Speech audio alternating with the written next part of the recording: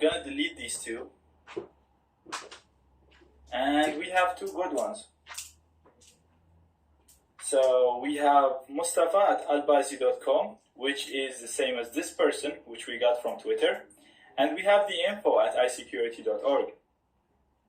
Now again, you can just keep going and try to gather more information about this target, but for now I think this is enough. So we have enough info to start building up an attack strategy for this person. Now in the next lecture, we'll discuss all the info that we gathered, and we'll come up with ideas on how we can attack this person and hack into their system or into their accounts.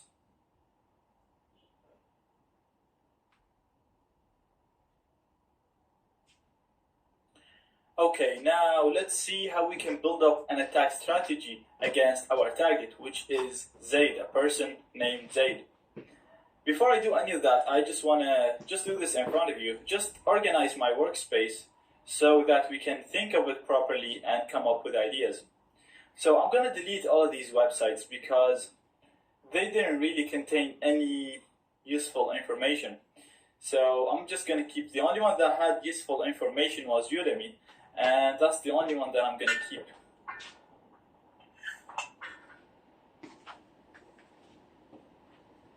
And I'm going to move this here, and I'm going to put Zaid here on the top, and I'm just going to click and drag from here to the email address so that we'll know that Zaid is associated with the email address. And I'm just going to click OK, and you can see now Zaid is associated with this email, which led us to iSecurity. And then we're actually going to just add another arrow from Zaid to my Twitter account.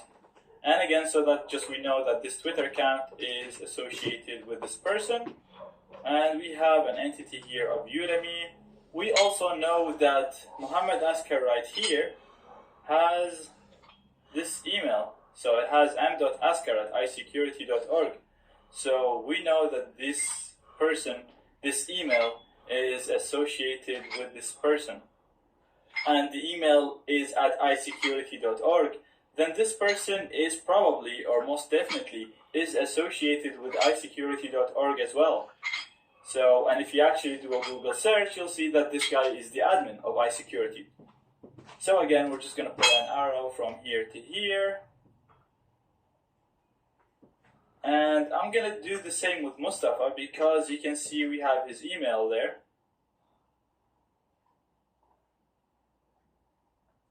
And we'll also associate iSecurity with this person. And I'll just move him here and move this guy there.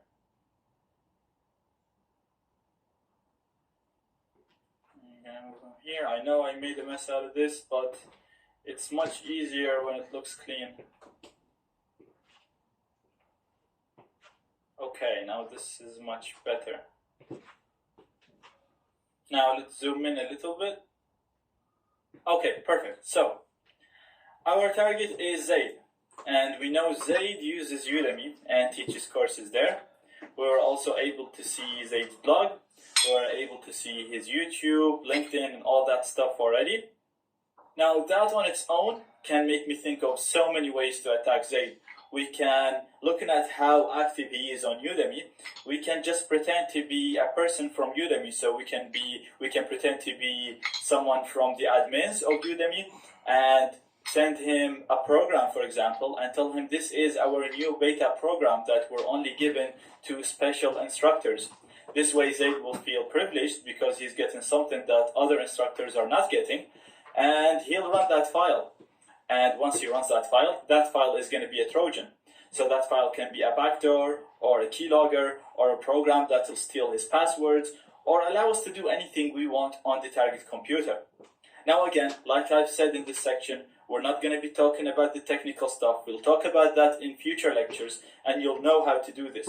So when I say we'll send him a file that looks like a normal file, we'll actually be able to do that. And this normal file, it'll be a normal program, but at the background, it'll do what we want it to do. We can also pretend to be from YouTube, from the blog, from WordPress, from Udemy again, and ask him to reset their password and give them a link that has a login page exactly the same as the login page of Udemy or YouTube, and once they put on their password, we'll actually get that password. So the possibilities are endless there, and we'll talk about ideas on how to do all of that later on. Looking at the connections that we can see here with iSecurity, we can see that this person has a lot of connections with this company or with this website. We can see that he has an email at isecurity.org. So again, this email is really useful because this is how we're going to be communicating with Zaid. You can also communicate with him through Udemy, obviously, as sending us messages, but I'm pretty sure that his friends, and yes, my friends, don't really communicate with me over Udemy. So if you want to target Zaid using his email, that's another way to do it. And we have his friends. So we have one of his friends right here, Muhammad, and you can see there is so many connections between him and Zaid. They're both friends on Twitter, they're both active on iSecurity, and they both have at isecurity.org email. So this makes you think they're not only work colleagues, they're probably friends as well. And exploiting this friendship, you can send stuff to Zaid asking him about anything really. You can show him pictures of a car that you want to buy, for example. You can send him PDFs because you know that both of these guys are interested about computer security. They're running a security website. And you can just send him a PDF saying, oh, look at my new ebook. And when they open the PDF, again, it will run a file that you want it to run on the system. That will give you gain access on Zaid's system. Now again, when you send an email, you will be able to send an email that looks exactly as if it's coming from Muhammad. You can do the same with Mustafa. So you can send stuff to Zaid, you can send him stuff that they're interested in, you can send him just pictures, you can send him links to ask him to log in and do something. The possibilities, again, are endless when it comes to social engineering. Not only that, but let's say you tried everything and you couldn't hack into Zaid's system. You tried to pretend to be all of these people, you tried all the ideas that you could think of, and you couldn't reach Zaid's system. This is not the end of the world. What you could do is, you can actually try to hack into one of his friends. So you can try to hack into Muhammad's computer. You can try to hack into Mustafa's computer. From there, try to get into their Facebook and then communicate with Zaid over Facebook from their Facebook account, because you can't really send a message that looks like it's coming from Muhammad on Facebook. We can only do that with emails. But again, you can hack into these guys' Facebook accounts and then try to hack into Zaid. Why not hack into their accounts, hack into iSecurity, because you know these people are admins, they have at iSecurity emails, and even if you research their names, you'll see that they're admins. Why not hack into their computers, hack into iSecurity, and Zaid definitely browses iSecurity, so embed a backdoor in there, or change one of the files that's hosted into iSecurity into a backdoor, and then once Zaid downloads it or uses it, you'll be able to hack into his computer. Now again, don't get overwhelmed about all the information that I'm saying at the moment. We will take this step by step and you'll learn how to send these fake emails, how to create these backdoors, how to create these keyloggers and all that cool stuff in the next sections of this course. For now, I just wanted to show you how powerful Maltego is and how you can use it to gather information about anything really. Like we started with just a name, literally we started with Zaid Sabi, and we were able to gather information about his website, his blog, his YouTube, his friends, his emails, anything. Like we literally profiled the whole person. And again, this person is a techie person, a person who's interested into information technology, so he's very careful with what to share, but we were still able to gather enough information to build up an attack strategy. If you do this against a normal person, you'll be surprised about the amount of information that you'll be able to gather about them.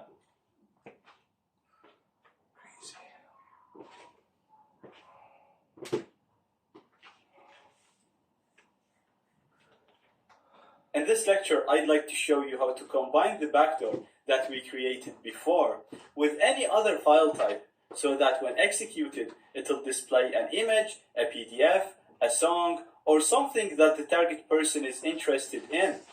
This way, you'll be able to social engineer them to run your backdoor, and they'll see something that they trust, but at the same time, your backdoor will run in the background. We're going to do this using a download and execute script, which will basically download the backdoor, download the file that the person expects, run the file that the person expects, and run the backdoor in the background. I'm going to include the download and execute script in the resources, but I already have it downloaded here. So you can literally just double click this and you'll see the code used inside the script. I programmed this in a way so that you can use it to download and execute anything and any number of files. So all you have to do is literally put the links or the URLs for the files in here and separate them by a comma. So you can put a URL, comma, and keep going. So you can use this to download and execute 2 executables, 3 executables, or any number of files you want. So I'm going to delete everything here, and I'm going to put the file that I want the target person to see. Now this file needs to be available online and uploaded on a direct link, so it can be downloaded from that link. For this example, I'm going to use an image, but you can use any other file type. You can get them to open a PDF or anything else that you want. So I'm just going to go on my browser, and I'm going to go on Google Images and just look for an image, and I'm going to look for a car. I'm going to take the car image, and I'm going to click on View Image here. And notice when I do that, we get the image itself through a direct URL right here. So you can see the end of the URL is .jpg.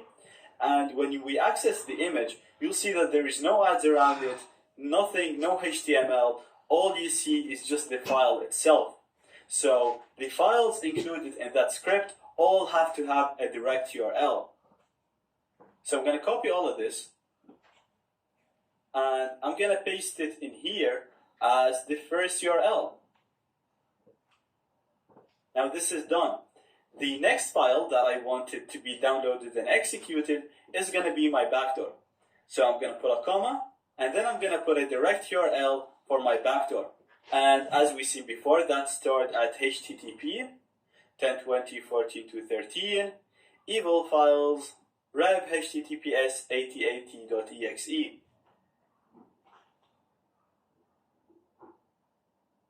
Now just to go over this point again, if I copy this URL and paste it in my browser, you'll see that I can download this.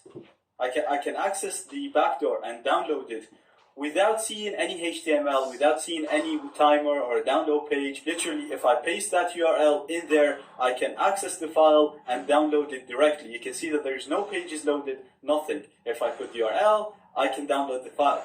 This is very, very important. The script will not work if you don't use direct URLs. So, as you can see, the script is very simple. All we have to do is put the URL for the first file, and then we put a comma, which is very, very important again. So you have to separate the URLs by a comma, and then we put the URL for the second file. And like I said, if you want to download more files, if you want to download more backdoors or more evil files, all you have to do is just put another comma and put the next URL. Now this is not a programming course, so I'm not going to explain how I program the script. It's very simple. Basically, all it's going to do is it's going to download these files and then execute them, and I have the download function in here. Now everything is ready for me. I'm going to save this and close it. I'm just going to go back to my downloads to see the script. And now all we have to do is compile the script to an executable. And I'm going to show you how to do that in the next lecture.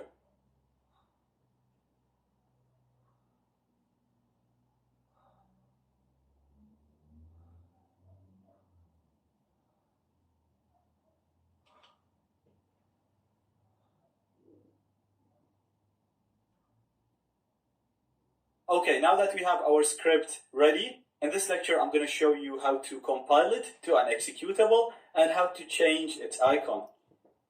The script is written in a scripting language called Autowood. Now Autowood doesn't come pre-installed in Kali, but it gets installed when you install vil. And since we're using a vil backdoor, then there's no way you can be at this point without installing vil. That's why I'm not going to cover how to install AutoIt, but you can literally just download it and run the installer using Wine. So AutoIt should be already installed for you by now. And now all we have to do is first rename this file and change the extension from a .txt to a .au3. Then we're going to go to all programs and look for compile. So I'm going to type in compile in here. And you'll see that I have the application that will compile AutoIt scripts for me. So I'm going to click on that. And this is very, very simple. As you can see, the first thing that it asks you for is the source AutoIt script. And that's the file that we made. So I'm just going to click on Browse. And you'd have to navigate to Downloads from here. But I'm already in Downloads. So I'm just going to click on it and click on Open. You can also set where it's going to be stored, but I'm just going to keep it to be stored at the Downloads. And then you can see here, you can actually change the icon and use a custom icon. To do this, we'll have to first download an icon that represents our file. Now, if your file was a PDF, then you can just come into this website, which is called Icon Archive, and then download, just look for a PDF or MP3, and you'll see icons that represent these files. However, in my case, I'm trying to use an image as the file that the person sees. And Windows usually shows a preview of the image. It doesn't really show a specific icon for images. So what I want to do is I want to convert the GTR image to an icon. And to do that, I'm just going to go to Google and just Google image to icon. Now, I've actually tried a few of them, and the best one that preserved the quality was this one, our W Designer. So you can try different ones on your own time, and what you want to do now is download the image that you want to make an icon of. And in my case, I want the same image that the person will see, so I'm just gonna save it and save it in the downloads. That's fine. And then in here, we're gonna go to Browse to select it, and we have the image here. Double click. And then we're going to keep this to icon for Windows 7 or Vista. That's fine. And I'm just going to click on download. This will convert it to an icon for me, a .ico. So I can just click on OK to save it. And then I'm going to go back to my compiler. And we're going to set the option in here, the icon. I'm going to click on Browse and select the icon that we just downloaded. Now again, in your case, you might have to navigate to root from here and then go to Downloads. And then we have the icon in here, the one that we just created. I'm going to click on Open. And that's it. All the options are set. So all we had to do for this is set the location for the script and then set the icon in here.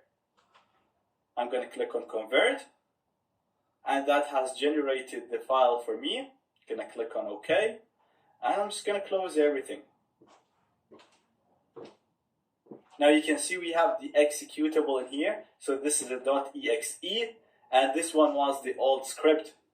So when you're sending to the target, you want to be sending the exe, the executable here. I'm just going to rename this to GTR image, and then I'm going to copy it. And I'm going to put it in my web server at var www html evil files. Before downloading this at the target computer, you want to listen for incoming connections from Metasploit. And I've shown you how to do that before. So right now I'm only going to do show options to show you the options that I've set. And if you don't remember how to do this, then please go back to the Listening for Incoming Connections lecture as I explained all of this in details. For now, I'm only going to do exploit to wait for incoming connections. Now everything's ready. I'm going to go to the Windows machine and download the file. So the file is going to be at http 1020.14.213 evil files gtr image.exe. I'm going to hit enter and we're going to save the file.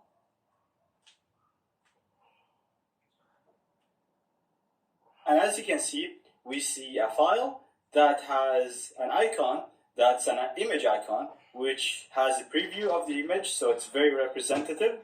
And if we double click this file and run it, you see that we get an image that corresponds to the icon.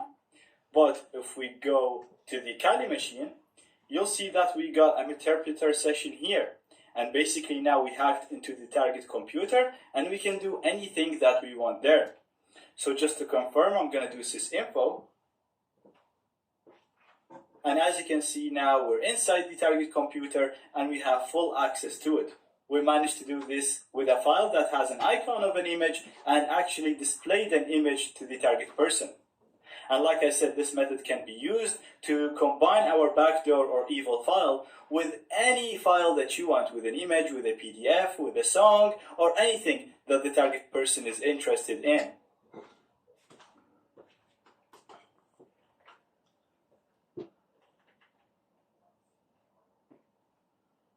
Okay, so if we look at the backdoor or the Trojan that we generated so far, we can see that it's very cool. First of all, it has an icon that represents a file that the target person is interested in. When it's executed, it shows a normal file that, again, the target person is interested in. So it shows an image or a PDF or anything that we want, really. And at the same time, it's going to execute our evil code in the background, which will allow us to hack the target computer or do whatever that we want. The only problem with this file is if you look here at the end of the file, you can see that it's .exe. Now, in most cases, you probably won't see the .exe because Windows would be configured to hide it. But if it's not hiding it, then it's obvious that this file is an executable because it ends with a .exe. So what I want to show you today is how to spoof this and change this to something that corresponds to the file. So if we're trying to make our backdoor look like a PDF, then you can make this look like a .pdf. If we're trying to make the file look like an image, then you want to make this look like a .jpg or a .png or an extension that represents the image. So in our case, we're trying to make it look like an image, so I'm going to try to make this end with a .jpg. To do that, we're going to use a right to left override character.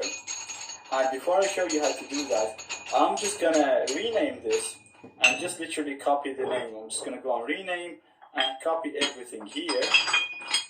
And I'm just going to paste it in my text editor so that when I'm modifying things, it's clear to you what I'm doing. Okay, now the first thing that I'm going to do is I'm just going to type the new file name that I want to use.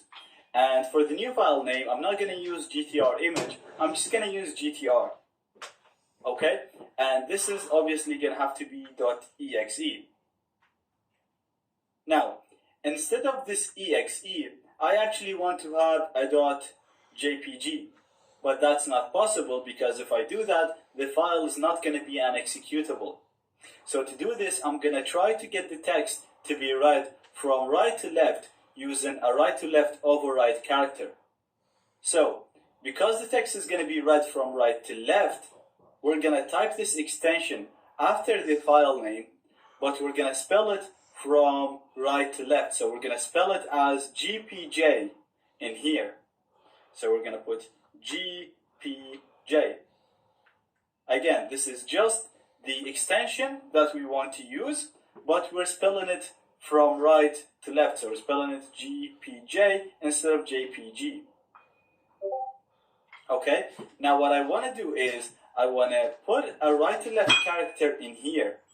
So basically when I put that character in here, the text, anything that comes in after that character will be read from right to left. So all this is going to be flipped, and basically the file name is going to be called GTR.exe dot, and this is going to be read from right to left, so it's going to be .jpg.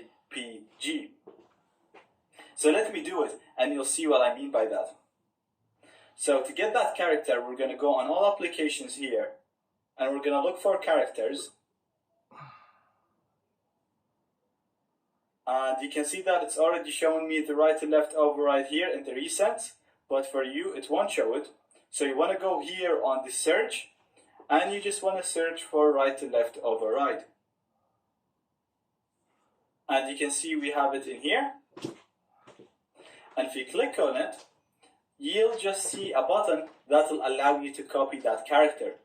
So I'm just going to click on copy, and that will basically just copy the character for me. Now I'm going to come in here, and again, once I paste it in here, anything that comes after that character will be read from right to left. So we're going to start in here, and it's going to be read as exe.jpg. I'm going to put the cursor here, and I'm going to paste. And as you can see, now the file name is called gtrexe.jpg. Now again, I'm going to remove the character, back to normal. If I paste it, everything is being read from right to left, and the file name is going to be called gtrexe.jpg. Now, when you're using a file name like this, in my case, it looks fine because I'm already using a name of a car which is called GTR. And if you're sending it to a person, they might think the EXE is just a special edition of this car. If you're using this as a book or as something else, you want to think of a name that ends with EX. So for example, there's a lot of names, so you can think of reflex, hex, sex, and so on. Anything that ends up with an EX will be a good name to use in here. So I have my name now. I'm just going to copy this.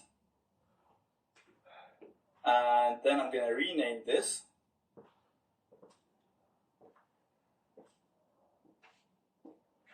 And that's it. And as you can see now, my file is called gtrexe.jpg. Now you can send this file the way it is to the target, but I don't want to send it like this because some recent browsers are removing the right to left override when downloading the file. So what I'm going to do is I'm going to add this to an archive. So I'm going to right click it and compress, and we'll just add this to an archive called gtr.jpg. And we have our archive here. This way, once the file is downloaded, the browser will not replace the right to left override. So we're all done now. I'm going to copy this, paste it in my eval files, and then we're going to go and download it from the Windows machine. Now I'm actually already listening for incoming connections here. I've showed you how to do this before, so if you don't remember, please go back to that lecture. I'm going to go to the Windows machine. I'm going to go on my Firefox, and we're going to download the file, which is at http 1020.14.213, and the file name is gtrexe.zip. I'm going to save this, and in here in our downloads we see the archive. Now we're just going to uncompress it here,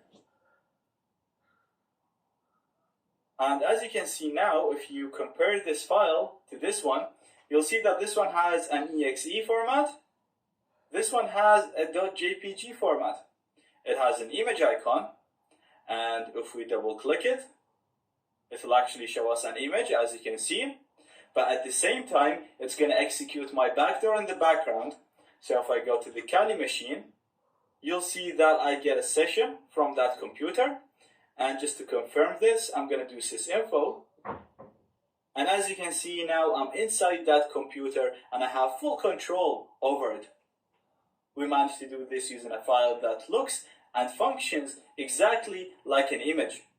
And just like I said before, this method can be used to make the file look like any other file type, so you don't have to make it look like an image. You can use this method to make it look like a PDF, a song, a video, or anything that you want at all. You can use the download and execute payload to combine the backdoor with any file, and then use this method to change the file extension to any file extension you want.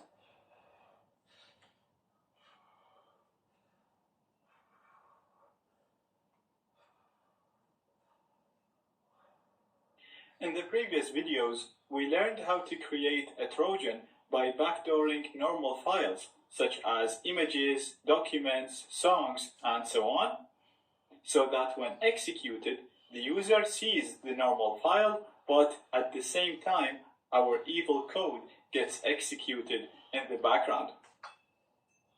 So the challenge now is how to deliver this Trojan to the target. The first delivery method that we're going to talk about, and my personal favorite, is the mail delivery. Now, this delivery method, just like any other delivery methods, relies on the information that you gathered so far. So information gathering is very, very important when it comes to this. This delivery method is really handy because you can use it in so many scenarios. You can use it to deliver all the backdoors and the evil files that we've seen so far. You can use it to pretend to be a friend and contact your friend and tell him to download something. You can use it to pretend to be a website that the target website interacts with and pretend to be the admin of the other website and ask the target to do something.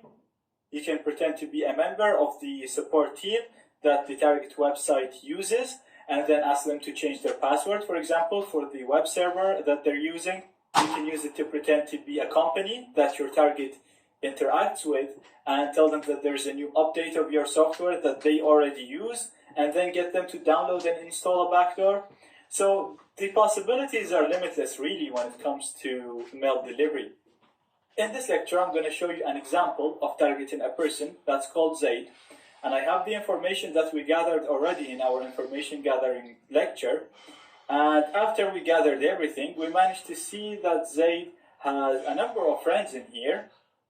And the same friends, we managed to see their emails here. And we managed to get Zaid's email, which is zaid@isecurity.org. Now, Zaid could be just a normal person that you want to hack. He could be a friend of a person that you want to hack, but you want to hack Zaid first and then hack to that person. He could be the admin of a website, or he could be an employee of a company. It really doesn't matter. What we're looking at in this lecture is hacking a person that's called Zaid. And then from there, you can leverage that person to hack into other systems or into other networks or into a different company. Now, from the information that we gathered, we see Zaid has these friends, and these are the emails of his friends. So what we're going to do is we're going to pretend to be one of these guys. So I'm.askar@isecurity.org, and it's this person in here. His name is Mohammed Askar. So we're going to pretend to be that person. We're going to send an email to Zaid, and the email is going to look as if it's coming from this person. And then we're going to ask Zaid to download a file. Let's see how this works. And this is going to be a more realistic delivery method that you can actually use in real life. Now, there are a number of ways to do this. The easiest is just to go on Google and look for spoof emails online. You'll see a lot of websites that will allow you to do this. The only problem with these websites is the email that you're going to send will end up in the spam directory of the target person. So it will not be delivered into their inbox, which is not great. The main reason for this is because these websites are public and a lot of people use them for spamming, mail servers such as Google, Hotmail, and Yahoo have blacklisted these servers, and any email that comes from the servers that these websites use will be marked as spam. Therefore, in order to bypass this, you can either use your own server if you already have a web hosting plan, or you can sign up for a free web hosting plan and use that to send your fake emails. Or an even better solution is to sign up for an SMTP or a mail server. Now, again, there are a number of websites that offer this.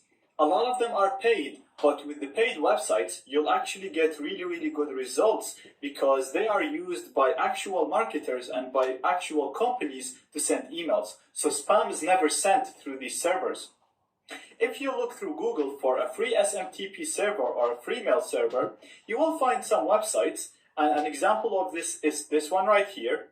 And this is also a really, really good website because it is a paid website, but they offer a free plan, which we can use to send our fake emails. Again, this website is designed for email marketing and for actual companies to communicate with their customers. So when you send emails through the servers of this website, they will not be marked as spam. because it's very rarely used for spam. So we're gonna sign up with this website. We're just gonna pick a username, and I'm just gonna set it to JHNWCK, the same username I use for my email. Then I'm gonna input my email, and I'm gonna set a password and create the account. Now I'm gonna go to the email that I used when I signed up, and you'll see that we got a welcome message. I'm gonna open it, and I'm going to confirm my email address to activate my account. Now it's asking me for more questions, so it's asking for my first name, last name, company name, phone number, company website, and so on. You don't have to fill this very accurately. I'm just going to use any information for it. Just make sure you put a correct phone number because they will send a verification code to this phone number. Agree to the terms and submit the form. Now it's asking us for the verification code. I have it here on my phone number. So it's 810539. And finally, it's asking us to select the plan. Like I said, the free one is fine unless you want to send a lot of emails on the same day. And that's it, we're good to go. So in the next lecture, I will show you how to use the SMTP servers offered by this website in order to send fake emails.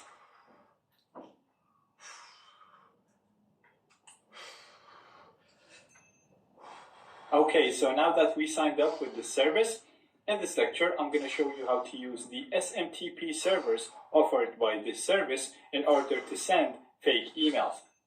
So first of all, we're going to go on the transactional in here on the top left, and if you scroll down, you'll see that we have all of the information that we need to authenticate with the SMTP servers offered by this website in order to send the fake emails. So right now we just need to use a program in order to authenticate and then send the fake emails. So in Kali, we're going to use a program called send email. So I'm going to type its name first. And because this is the first time we're using this program, it's always a good idea to run the program with the -- help argument to see how to use it and all of the available options. So scrolling up, you can see the main usage is send email. We're using the -f argument, and then you set the options. Now before doing this, the first thing I want to do is set the username and the password using the -xu and the -xp arguments. So our command is going to be send email -xu to give the username, and if we go up, we have the username here, which is johnwick70@gmail.com in my case. So I'm going to copy it and paste it here. Next, we need to set the password. We're going to use the -xp to do that. And again, if we scroll up, we have the password here. So copy and paste it there. Next, we'll need to specify the server. So we're going to use the -s option. And as you can see, you first give it the server, followed by the port. An example is this. So if we go up, you can see that our server is this one right here. So again, Control-C to copy it. And our port is going to be 587. So going down, we're going to do -s to specify the server. We're going to give it the server that we just copied. And I'm going to type : followed by the port. And as we've seen before, the port is 587. So I'm going to type 587. So far we haven't composed the email yet. All we're doing is we're authenticating with the email server. So this step is very similar to what you do when you go to gmail.com, for example. The first thing that you get asked for is your username and a password, and only once you log in, you can start sending emails. So this is what we're doing right here. We first logged in with our username, password, and server. And now that we're logged in, we can go ahead and start composing our email. Now the cool thing about this is not an ordinary email client. We can actually set the from email. And when the email is delivered, it's going to appear as if it's sent from the from email that we pick in here. Now from our information gathering stage, we discovered that our target's email is zaid@isecurity.org, and we discovered that this target, Zaid, is linked to another person named Mohammed Asker, and his email is m.asker@isecurity.org. So when picking this from email, you want to make sure that you pick an existing email, something that exists, and you want to make sure that you pick an email that your target usually receives emails from. This will increase the chances of your target opening the email, and it will also ensure that the email will be delivered in the inbox and not in the spam. So, hello. Hoy. Kailangan ako doon? Ha? Oh, yeah. Oo.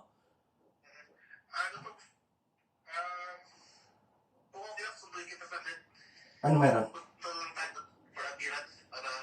Kasi kung sakali para at least hindi ka na, hindi ka na pupunta para sure. Okay.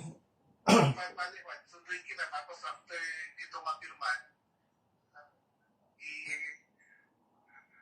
pakidaling kita dyan sa inyo.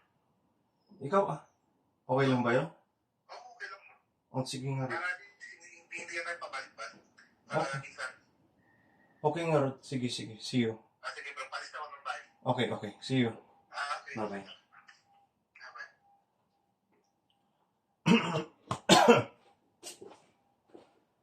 Rush.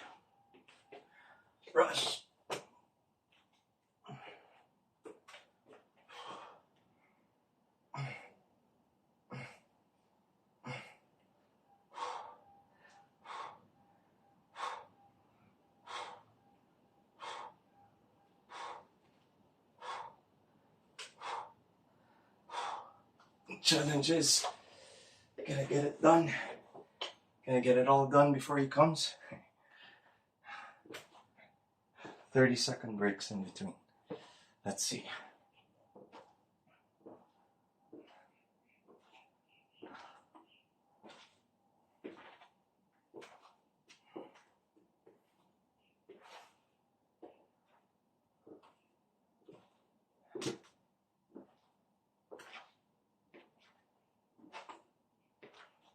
Three, four.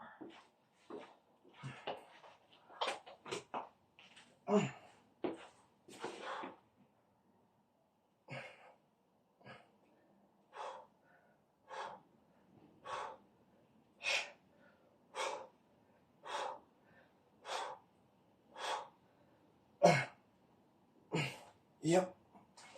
Okay. One last set. 43.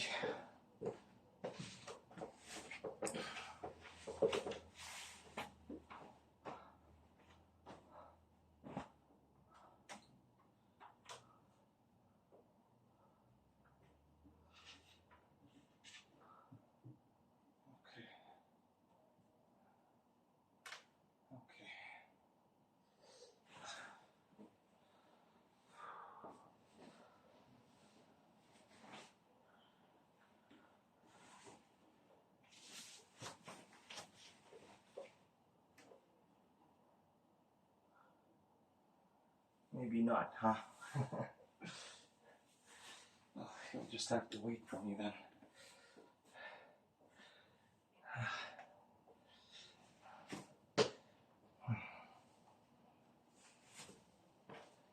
I suppose I'll have to bring ID. Anyway.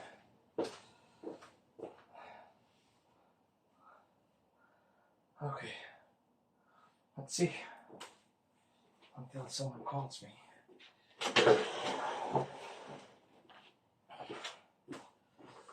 Okay. Let's go for 12.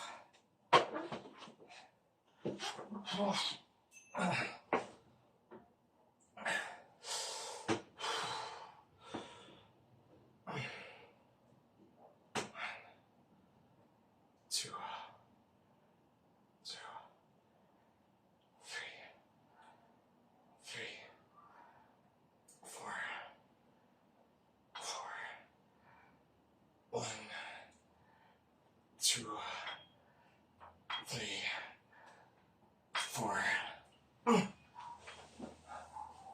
57, 27, 45, 27.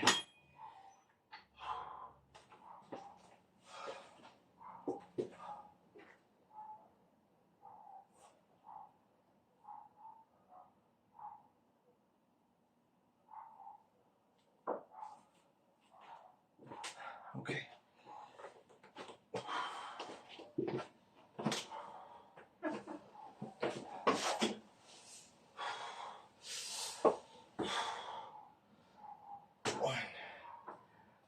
One, two,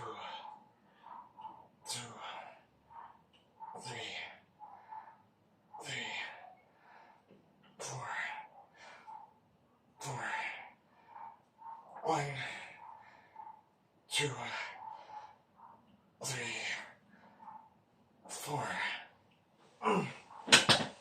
Okay. 46, 46, 30.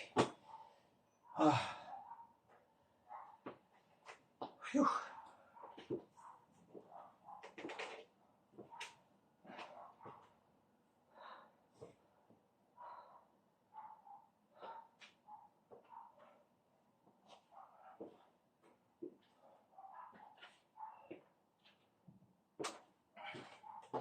Speed.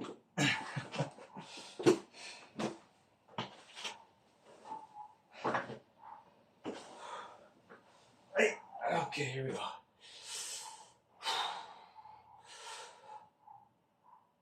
One, two, three, four. One, two, three, four. Okay. Let's have one last set.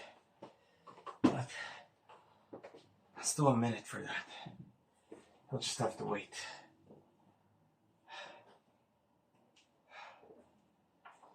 Whew, I don't want to rush it like that.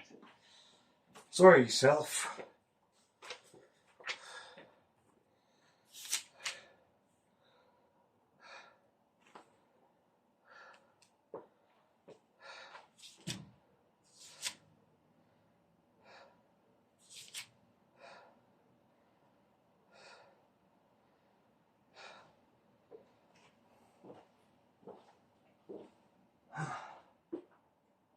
Whew.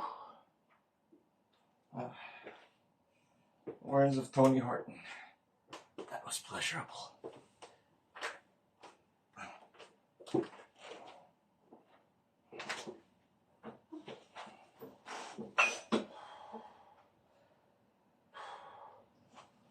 Whoa. One, two, three, four, five, 6, 7, 8.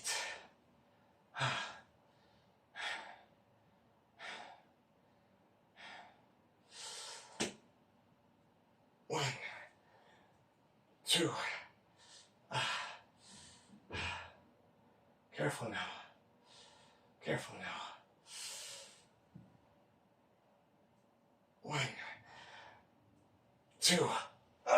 Okay. Reason why they call these skull crushers. You want to be careful.